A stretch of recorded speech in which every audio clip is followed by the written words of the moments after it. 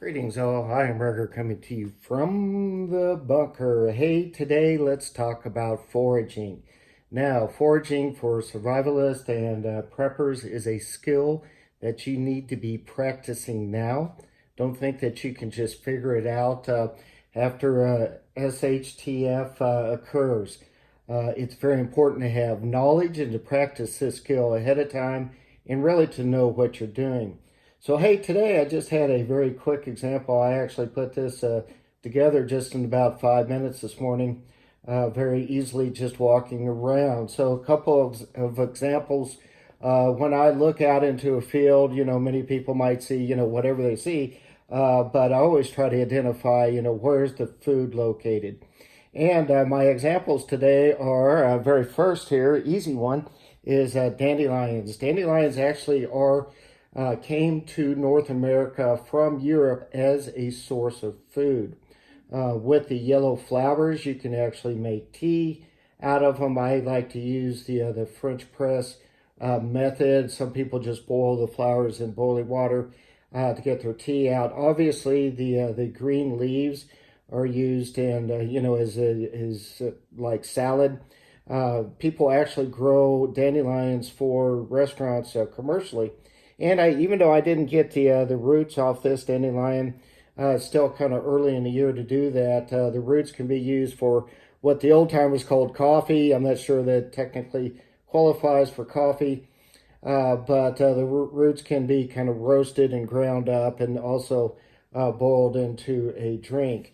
Second example I have here is walnuts. Now, walnuts, this particular type of walnut is a lot of work. These are black walnuts as opposed to the English walnuts. There's a lot less meat in them.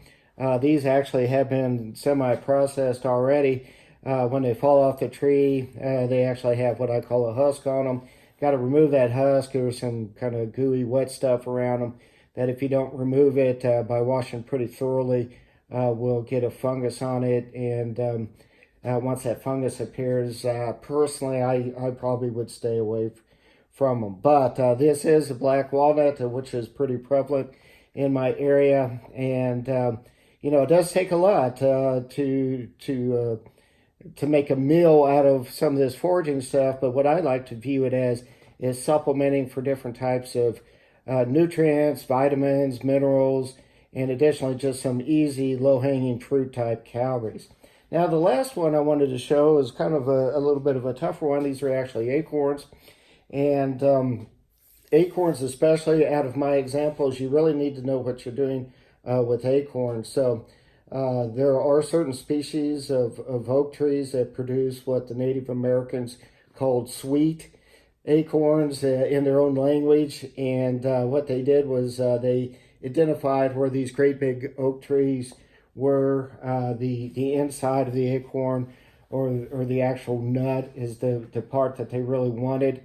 And in order to prep these so you don't get sick, they're very acidic and have some things that would cause most modern day people some gastrointestinal issues. They soaked them actually in running streams and to get rid of some of the stuff that would not set well for most Americans today. So acorns are an example of something that can be used to supplement diets.